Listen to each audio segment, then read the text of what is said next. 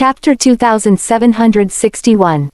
The others agreed. When the food was served, Daisy looked at the white-colored food that looked like a fan and asked the owner. "What's this?" The man smiled and explained, "That's Milotic cheese. It's made from cow's milk. It's a local delicacy." Cameron took a bite. "Oh, it tastes great."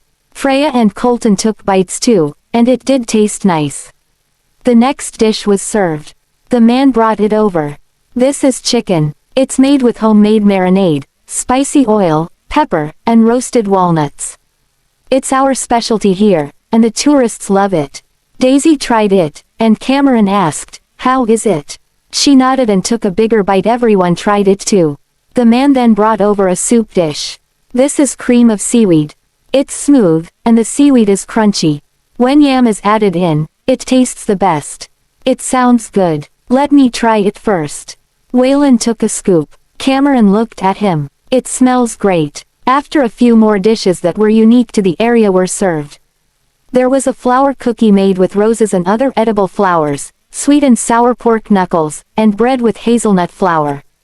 Cameron salivated. She had never tried any of the local food before that. Waylon handed her a flour cookie. "These tastes quite nice." Cameron took a bite. "This is the first time I eat cookies made of flowers. We don't have these in the East Islands." Daisy said, "Get my brother to learn how to make them if you love them." Waylon looked up. "Have we found a place to stay?" Nalles took out his phone. "Don't worry, I've booked the rooms." Colton said, "I've prepared the tools for camping tomorrow too. We need to wake up early tomorrow to get the food from the market." Freya said to him, "I'll go to the market with you tomorrow so that everyone else can start pitching the tents." Colton nodded. The next day, Colton and Freya got up early to get groceries. The four others went to the camping site. There was a wide field surrounded by mountains. The lake was clear and covered in the morning mist. It looked magical. "This is too beautiful." Daisy got out and sighed in awe. Even Cameron was immersed in the beauty of the place. Waylon and Nalles got out of the car. "This is a great place to camp. You picked the perfect place." Nalles walked to the truck and took out the tools. "Let's start with pitching the tents." The men worked together, and Daisy and Cameron went over to help. The grass was wet with morning dew, but after the mist faded, they had a better look at the scenery. After more than an hour, Freya and Colton arrived with the groceries. The tents were ready. Daisy laid a mat on the grass and laid out the snacks and fruits. Colton got the grill ready while Freya moved two folding tables over and placed the food on top. Everyone worked while having fun. After that, they all sat on the mat and rested. Chapter 2762. Waylon smiled and said, "It is, but it's still early." Daisy lay on Nalles's legs and looked up at the sky. After a moment, she said, "Do I feel rain?" Everyone looked at her. Colton took a deep breath. "Don't jinx it." Freya looked at the sky ahead. Even though it was clear where they were, dark clouds were forming around the mountains. It could just be a cloudy day. It was almost noon, but the sun wasn't out yet. It might just be a cloudy day with no rain. Cameron said, "The weather report didn't mention rain today. I don't think it will. Unless the weather report wasn't accurate." After a while, Nalles felt something drip on his face. He touched it. "It's really raining." Cameron sat up. "What?" Daisy awkwardly forced a smile. "I just thought that it would rain, but this really is jinxing." Everyone started packing up the food and the grill and even put the mats into the trunk of the cars. Only the tables, chairs, and tents were left. Soon after that, the rain started falling. Even though it wasn't heavy, the ground was still wet. The lake was covered in ripples. Daisy opened the car door and sat there with her umbrella open. Cameron, who was sitting in the car next to them, leaned against the window. "Daisy, you brought an umbrella." She smiled. "I was worried that it would rain." Cameron sighed. "I don't think this is going to stop soon. I'm hungry because we didn't have breakfast. I have some cookies." Daisy took a bag out of her bag and walked over to her. Cameron took it. "Thanks, my darling Daisy." Daisy called out to Freya. "Freya, do you want some bread?" Freya saw that she had an umbrella and chuckled. "That was why you had so many things. You even brought an umbrella." Colton leaned back into his seat. I think she brought everything that's not attached to the wall. Daisy walked to their car with the bread and handed it to Freya, who smiled. Do you know what you look like now? What? Colton said, people give firewood when there's snow, you give bread when there's rain. Daisy held the umbrella and shrugged. I'm the only one with the umbrella. I'm unstoppable even with the rain. They were lucky because the rain didn't last for long. The grass was still wet, so other than the mats, all the food and the grill were moved out again. The sun finally came out in the afternoon. The mats were laid out when the ground was no longer wet. Nalles added battery-powered lights to the tents to use at night while Waylon set up a projector and screen. It was attached to their SUV, and there were 6 foldable chairs made of canvas. A warm little movie site was soon set up. Daisy crossed her arms. Waylon is the one with all the tools. So we won't get too bored at night. Waylon set the screen up properly. Colton, Freya, and Cameron were preparing the food for the barbecue. When the food was marinated, they started the fire. Around evening, the sky started turning dark, and the lights on the tents were switched on. The mist around the top of the mountains made the lights look pretty. They all sat on chairs and enjoyed the barbecue, beer, and juice. There were sandwiches and fruits too. Everyone was having fun joking and laughing while watching the movie projected on the screen. They were enjoying the calm night that was away from all the problems in the world. Chapter 2763. The night of the old town was silent. The air was filled with nothing but the humming of insects. There was a lamp hanging outside of the tent on the grass. The atmosphere was quiet. Daisy was tossing and turning in the sleeping bag as sleep just wouldn't come to her. Suddenly, an arm appeared across her waist as she was brought into a chest.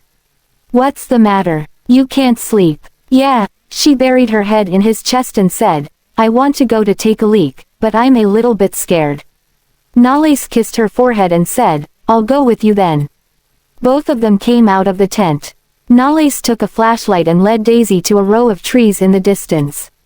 Daisy turned her head and said, You wait for me here. Nalles nodded. Just shout my name if you need anything. She walked into the forest and stopped in front of a tree not far away from Nalles. After she had done her business, she hastily got out of the forest and held tightly to Nalles's arm. All right, let's go back. Nalles stretched his arm and wrapped it around her shoulders. She raised her head and looked into the sky when they were back at the campsite. Is that the Big Dipper? Yeah, it is, Nalles replied after lifting his head. It's true that we can see the stars more clearly in the mountains and forests. Daisy laughed. What are you guys doing in the middle of the night? Counting stars. Cameron came out of her tent. Daisy looked at her and asked, You can't sleep too? Yeah, and it's all because of your ghost stories, Cameron said as she picked up the water bottle and took a sip. Daisy and Nalles looked at each other and chuckled. We didn't know that you're scared of those things. Cameron looked around and said, Look around you. We're in a forest. It just gives me different vibes. Daisy picked up a bunch of grapes and said, Don't worry. If anything happens, my brother will protect you. After that, she went back into the tent with Nalles. Cameron turned her head around and realized that they were gone. She looked around at the deep, silent darkness and shuddered. She hastily put down the water bottle and went back into her tent too. Waylon opened his eyes and looked at her as she hid under the blanket. Cam, who's that guy next to you? Arg. Cameron threw herself into his arms and accidentally rammed her head into his chin. Waylon winced out in pain. He lowered his head to look at the woman in his arms and let out a laugh. He stretched his arms and grabbed her tightly in his embrace. All right, I'll stop teasing you. Let's sleep. You, how could you make fun of me like that, you bastard? Cameron snarled as she smacked his chest. He laughed and replied, Don't worry, I'll be here with you. Just sleep. The next morning, Freya told Daisy that she heard a woman shouting last night and thought she had a dream. Daisy turned her head around to look at Cameron and chuckled. I'm pretty sure it's Wayne who scared Cam last night. Freya was stunned. Understanding soon dawned on her as she said, I see. So, she was scared of the ghost stories we shared last night. She had assumed it would be Daisy who would be scared. Daisy frowned. Don't tell me that you thought it was me. Freya just replied with a smile. Waylon carried the breakfast to Cameron. Cameron ignored him, and he squatted in front of her. You're still mad at me? She harumphed and turned her face sideways. It was my fault last night. I shouldn't have scared you. Please forgive me, Waylon said as she caressed her cheek. However, he still couldn't stop himself from giggling. Cameron took over the breakfast and said, "You can scare me for all you want. I'm sure you'll regret it when we go back later." Waylon shook his head helplessly. It seemed to him that it would take some time before Cameron forgave him. In the afternoon, they left and returned to the town. The town had many visitors, and the streets and alleys were bustling with activity. 3 women strolled through the stores with 3 men walking behind them with their hands full of the stuff they bought. When Daisy saw the ring-tossing game, she walked over and said, "I want to try this one." Chapter 2764. The stall owner said, $10 for 3 chances. $10 for 3 chances only. That's expensive, commented Freya. The stall owner raised his head and said, "I'm the cheapest around here. Other stalls offer $15 for 3 chances." Daisy tugged at Freya and said, "Let's just give him the money. It isn't easy for them to set up a stall here anyway, so let's have some fun." After that, she gave $20 to the stall owner and said, "Please give us 6 hoops." The stall owner gave her 6 hoops. She had her eyes set on a bracelet. Although she knew it was fake, it was rather beautiful. She held a hoop and threw it toward the bracelet. However, she did not get it. She threw another 2 hoops at the bracelet, but her attempts failed, much to her chagrin. She had only 3 hoops left. Seeing that Daisy was prepared to give up, Cameron took over the rest of the hoops in her hand and said, "Leave it to me." She squinted and aimed at the bracelet. After that, she threw the hoop at it and got it in one shot. Daisy's eyes glowed up with excitement as she shouted, "Oh my gosh, you're so good at this, Cam." "This is nothing." Cameron lifted her eyebrows. "What else do you guys want?" Daisy turned her head around and asked Freya, "Which one do you like?" Freya glanced across the prizes and pointed at a hairpin. "What about that hairpin? It looks pretty nice." Cameron aimed at the hairpin again and got it in one try as well. Daisy grabbed her arm and jumped up in joy. "You got it, Cam. Quickly, see if there's anything you like." Cameron placed her hand on her chin and said, She looked over the items and had her eyes set on a vase. "I'll choose you then." She threw the hoop to the vase. The hoop flew across the air and landed straight on its target, stunning the stall owner. It was fortunate that Cameron had only 3 hoops left. If she had more, he wouldn't be able to earn any money today. In the end, the stall owner packed up all their prizes and handed them to Daisy. Daisy turned around and smiled at them. "Do you guys still want to play?" When the stall owner heard what she said, he hastily said, "Oh my, please give me a break, girls. I'm not going to earn any money if you continue to play. Why don't you go elsewhere to play instead?" Freya and Daisy exchanged a glance. It seemed to them that they were the first group of customers who got blacklisted by the hoop-tossing game. When Colton and Nalles saw them returning happily, they knew they must have bought something again. "They really are good at shopping," Colton commented as he looked at the stuff in his hands. "Nolly," Daisy shouted as she ran toward Nalles. She showed him the bracelet on her wrist and asked, "This looks nice, right? We got it from a hoop-tossing game stall." Nalles caressed her head and said, "As long as you're happy." Freya looked at the stuff in Colton's hands and offered to help him carry some. "Come, give me some." "It's okay, I can hold them," he said. Cameron looked around and asked, "Where is Wayne?" "He said he's going to meet someone. He told us to find a restaurant and wait for him," replied Colton.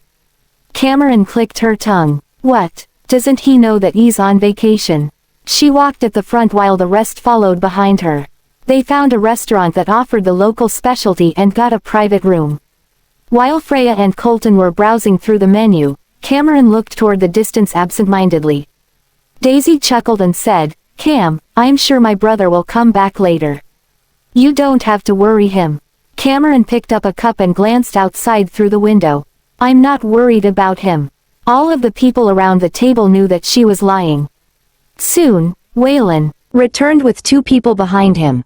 Daisy rose up to her feet and smiled. Leah? Leah walked toward her and said, I knew that you guys were here. Morrison placed his arm on Waylon's shoulder. It looks like all of you have come out for a vacation. Chapter 2765. Nalais looked at them. What a coincidence. Morrison and I were here earlier than you guys, said Leah. We only found out that you guys were here when Daisy posted a photo on her Facebook page. Daisy pulled Leah to the seat and said, then you should stay a few more days with us. After Morrison took his seat, Waylon introduced him to Freya and Daisy. She's my sister-in-law Freya and she's my sister. Her name is Daisy. I've seen them before at your wedding, said Morrison. Your sister is my wife's classmate. She has told me before. Since when did I become your wife? There's a chance I may not marry you in the future, said Leah. We're already engaged. If you don't want to marry me, who else are you going to marry? Morrison frowned, causing the crowd to break out in a burst of laughter, save for Daisy. She looked at Leah in disbelief and asked, engaged?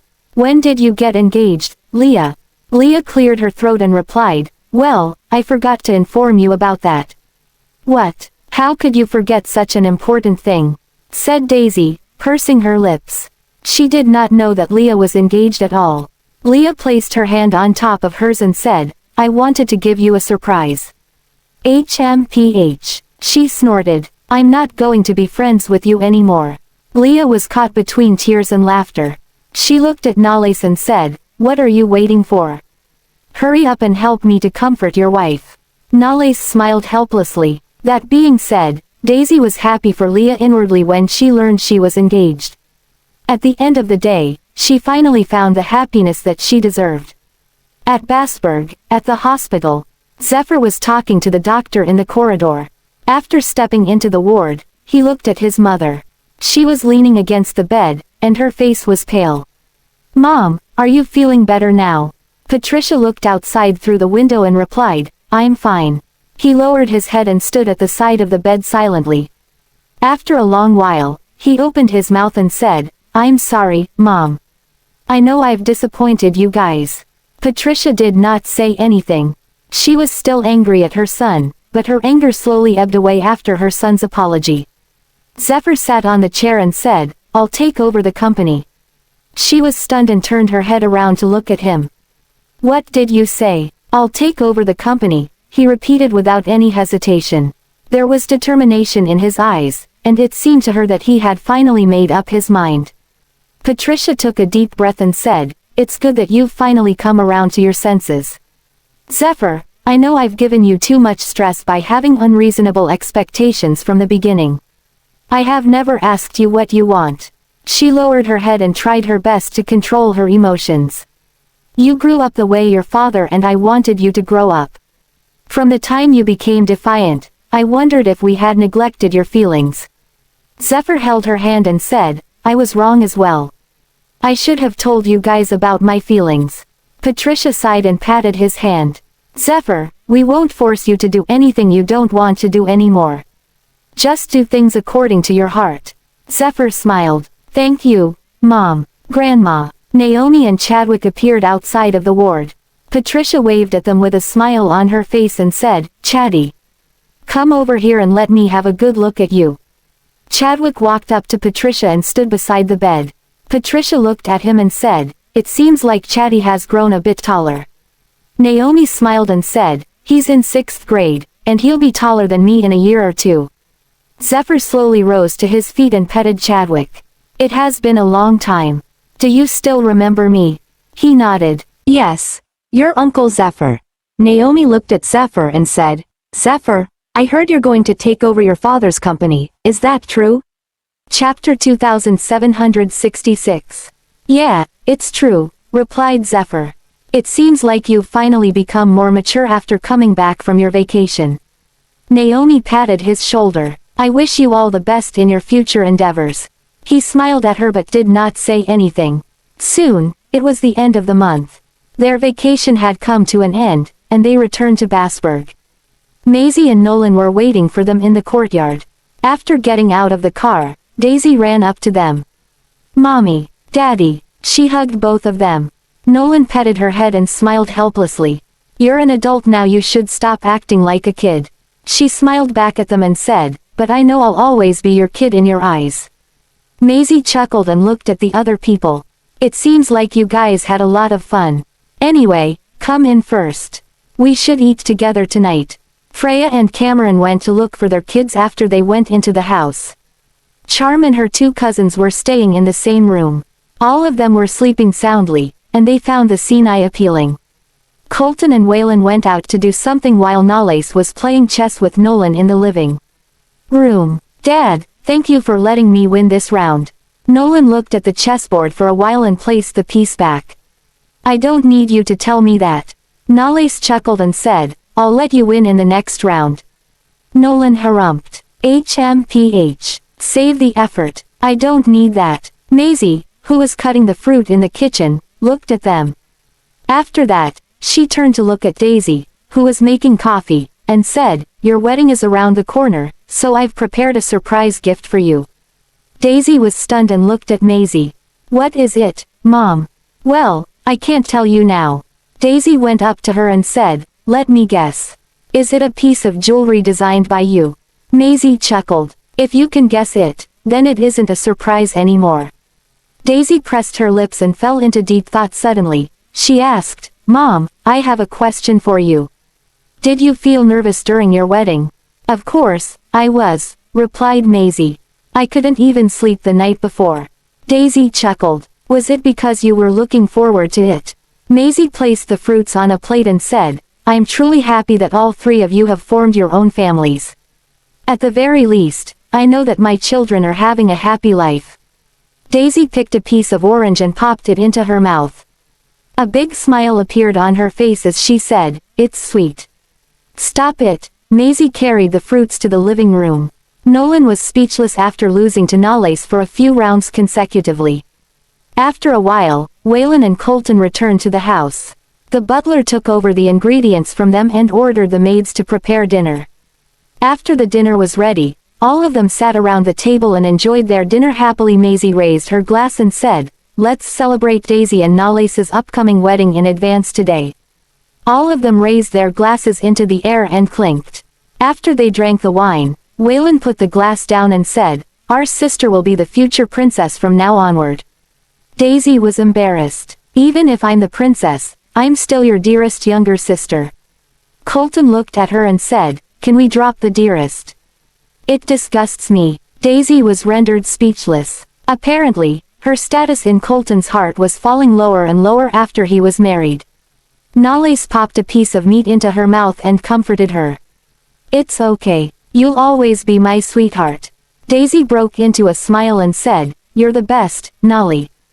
Colton narrowed his eyes and commented, can you guys stop doing that in front of everyone? Chapter 2767. The rest of the people laughed. The night came, and the entire city was shrouded in a mist of neon light. Daisy and Nalais returned to Taylorton after having their dinner. Her hair was wet as she got out of the shower. Nalais took over her towel and helped her to dry her hair. She sat in front of her dresser and looked at the person behind her through the mirror. There was a smile tugging at the corner of her mouth as she said, Nolly, I'm really looking forward to our wedding. Really? Nalais gently dried the soft tips of her hair. I'm looking forward to it too. I can say that my life is perfect now, right? Since I can marry and walk down the aisle with the man I love the most. He laughed out loud and leaned down to her ear. You know what? All the wishes in my life have come true as well. Daisy turned her head around. What are your wishes? Marry you, give you a wedding, and have our own kids. She was stunned. Slowly, her face turned red due to her embarrassment as she said, could it be that you've been planning this since a long time ago? Perhaps from the time you appeared. I knew you were the one I was going to marry in this life, he said. Daisy stood up and hugged him. Then I have something to tell you too. From the moment you appeared in my life, I knew that you were the man I was going to marry in my life. Nalais leaned forward and landed a kiss on her forehead gently. I'm honored. 2 days later, Nalais and Daisy returned to Yaramore. The royal wedding process was in the pipeline and received much attention from the media. Daisy received a lot of dresses and wedding jewelry from the top designers in the fashion and jewelry industry. There were so many of them that they filled her dressing room to the brim. The maids were standing at the side while helping her to try on the dresses and jewelry. Daisy was dazzled by all the dresses and jewelry. There were so many of them that she felt she was going to get buried under them. When she couldn't decide, Nalace's voice rang out. "You don't like them." The maids all retreated to one side. "It isn't that I don't like them. It's just that I can't make up my mind. Is the royal wedding procedure always so complicated?" She had to pick a few gowns out of a dozen sets. The problem was that she liked all of them. Nalace walked up to her and placed his hands on her shoulders. "Well, it's kind of complicated, so you might need to prepare yourself. You will have a lot of things to do at the wedding that day." Daisy raised her head to look at him. "It's okay. As long as you're with me, I don't mind it." Meanwhile, Yorick appeared outside the door. He knocked on the door and asked, "I'm not disturbing you guys, right?" Daisy turned her head to look at him and smiled. "Uncle Yorick, what brought you here today?" Yorick was carrying an exquisite gift box in his hand as he said, "Your mother told me to give the gift to you in advance. She was worried that it might not make it in time." Daisy held her gown and walked up to Yorick to take the gift box. "This is the surprise gift my mom talked about." Yorick nodded. "Why don't you open it up?" Daisy put the gift box on the table and opened it up. What appeared in front of her was a crystal crown. The biggest gem was the pigeon's blood, an extremely rare and high-quality sapphire. Meanwhile, many diamonds of all sizes were embedded in the circlet, and even the circlet itself was made of moonstone. She picked up the crown carefully and asked, "Did Mom design this for me?" Yorick smiled. "Yeah, this is the only one in the world." Daisy put on the crown and turned around to look at Nalace. "Does it look good on me?" Nalace nodded. "Our mom is right. It looks good on you." "All right, my job is done here. I'm going to excuse myself now." After Yorick left, the maids left as well. Nolachi approached Daisy and helped her to adjust the crown on top of her head. After that, he led her to the mirror and said, "See, you look gorgeous." Chapter 2768. Daisy grinned from ear to ear. "Then I'll wear this crown on my wedding day, which can be considered an endorsement for my mom's jewelry company and design." Nalace hugged her from behind. "You can do anything as long as you like it." The members of the Goldmans arrived in Yaramore 2 days before the wedding and stayed in the hotel arranged by Nalace. The royal family had reserved the entire hotel for receiving distinguished guests from Zilakova who came to attend the wedding. Members from the Butchers and the Lucases showed up, and Sunny was also present. There were also some familiar faces from the Zilakovian entertainment industry. Hannah, Amy, James, and Charlie, who were close friends with Daisy, all came. Leah and Morrison were also on the invitation list. When Maisie came to the restaurant, the waiter led her into a private room. As soon as she saw the man sitting inside, she smiled and exclaimed, "Godfather." Strix slowly turned around. She had not seen him for several years. He still looked the same as before, but his body looked slightly thinner than it used to be, showing that he had lost a lot of weight. Maisie stepped forward and hugged him. "You've come." Strix nodded and placed his hands on her shoulders. "I missed your wedding back then, and I missed the wedding ceremonies of your 2 sons. This time around, I just so happened to be on a business trip in Yaramore, so I wanted to come and see you." She lowered her gaze. "It's nice to see you here. How are you doing? Is your body holding up fine?" He smiled. "I'm fine with Sadie and Quincy taking care of me. I might still be able to go on for a few more years." At this time, Sadie opened the door and walked into the private room. Maisie turned around, saw her, and lost her senses for a split second. Her eyes then turned bloodshot. "You've come too." Sadie stopped in front of her. "Quincy and I knew that Daisy's wedding was going to be held in Yaramore, and we just so happened to be here with Godfather, so, Quincy is chatting with Mr. Goldman now." Strix asked the bodyguard to bring the gift in and handed it to Maisie. "It's a pity that Erwin couldn't be here with us today. He asked me to bring this gift to you." Maisie received the gift with both hands. "Please deliver my appreciation to Uncle Erwin. It had been so many years since they last met each other, so Maisie and Strix chatted for a long time. On the other side of the hotel, Quincy met Nolan and Nicholas in a guest room. Nicholas patted him on the shoulder. "You brat, since when did you get so tanned?" Quincy scratched his head. "I'm a man. It's okay to get a little tanned. How are you doing in Norwich?" "I'm doing really fine. Don't worry, Godfather treats me very well." Nicholas nodded in relief, glad to hear that. "Ever since Cherie passed away, you and Hans are the only ones left of the Lawsons. And after Hans got enlisted in the army, he's been stationed at the border and has no holiday to come back here for a visit. I've not seen him in so many years." Quincy chuckled. "I contacted him once not long ago. He told me that everything's fine over there." Nicholas responded, "Good, as long as he's safe and doing fine." At the same time, Leah was in the restaurant with Morrison and Waylon. The guests in the entire restaurant were basically guests of the royal wedding, and they could roam freely to greet their acquaintances. Leah picked up her cup of coffee. "Daisy is probably very busy in the palace now," Morrison explained. "It's said that the royal family's wedding ceremony is very grand and exquisite. The couple will not only need to receive the Queen's blessings but also the leaders of all foreign countries, members of the diplomatic corps, the media, and more, and let's not forget that the wedding will be broadcast live." Leah looked at him. "I heard that royal knights will escort the bride and groom's convoy. Is this true?" "Of course. After all, it's a royal wedding. When the Princess of Stoslow got married, knights were escorting the bride's wedding carriage too." Leah rested her chin in her palms. "That must look extremely grand." After saying that, she looked at Waylon. "To be honest, will you feel a little reluctant to part with Daisy now that she's getting married?" Waylon lifted his gaze and picked up the coffee mug. "No matter how unwilling I am, I'll still give her my blessings as long as she's happy." Chapter 2769. "By the way, where's Cameron?" asked Morrison. Waylon replied, "She's accompanying her father on a stroll. I'm going to go meet them already, so I'll leave you to yourselves for now. You can do whatever you want with your free time." After saying that, he got up and left the couple. Morrison shook his head. "He's changed now that he has a wife." "You're speaking as if you haven't changed." Leah got up instantly and left the restaurant. Morrison put his cup down and caught up to her immediately. "Hey, why would you leave me behind?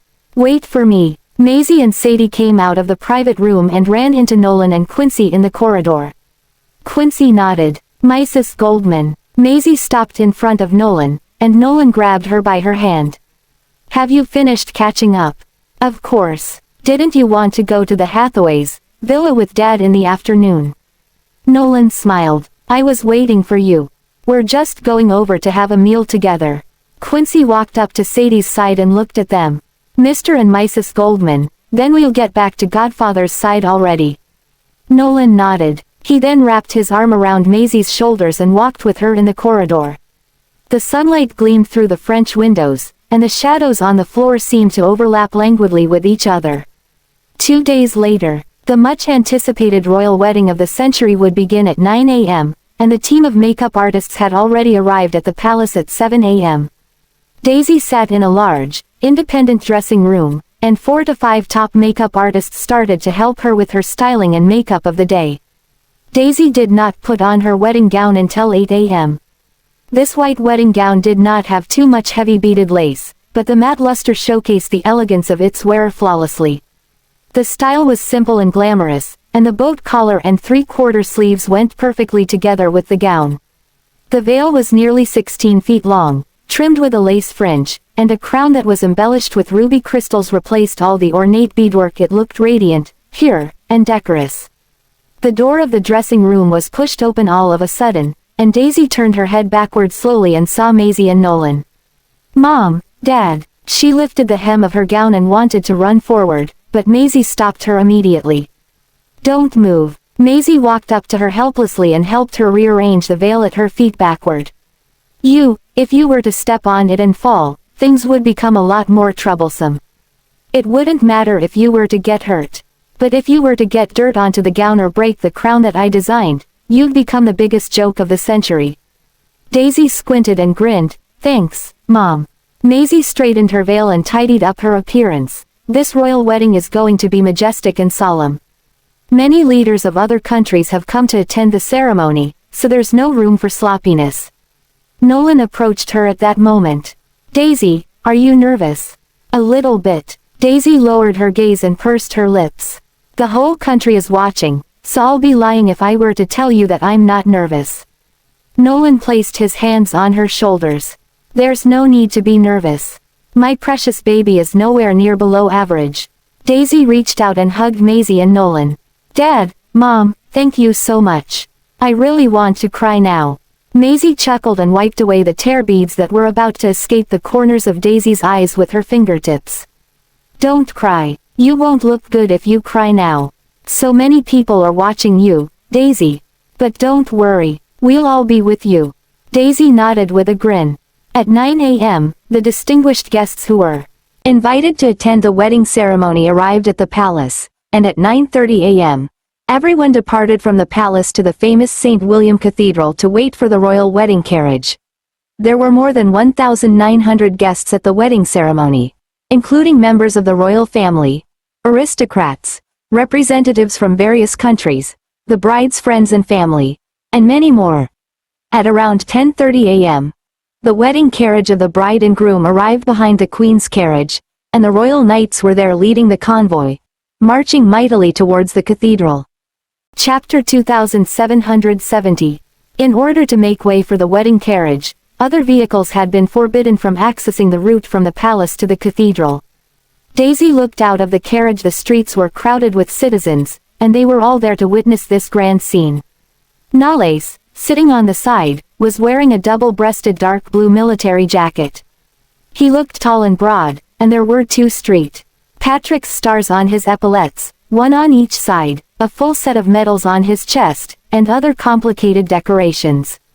He held the back of Daisy's hand and smiled suddenly. You have sweaty palms. Daisy looked back at him and responded with a trembling voice, I'm nervous. He lifted her hand and kissed the back of her hand. I'm here, so don't be nervous. Just take it easy. Daisy's gaze landed on his wedding jacket. You look nice in this uniform. Nalais chuckled. And my bride looks stunning too. Arriving at the cathedral, Nalais was separated from Daisy. Accompanied by his father, Rick, he walked to the west gate of the cathedral with Yorick, Brandon, and other royal family members. Thousands of spectators stood in the square in front of the entrance, and the scene looked sensational. Yorick said with a smile, so many people are here to witness the ceremony, and the whole wedding is broadcast live. I think Daisy is probably more nervous than us. Brandon looked at him. I think you're the nervous one here. He laughed out loud. This is my first time attending a royal wedding, so. At 11:30, Queen Diana appeared and interacted with distinguished guests and representatives in the cathedral until the groom and the others arrived. Cameron moved closer to Waylon and asked in a low voice, Is that Her Majesty the Queen?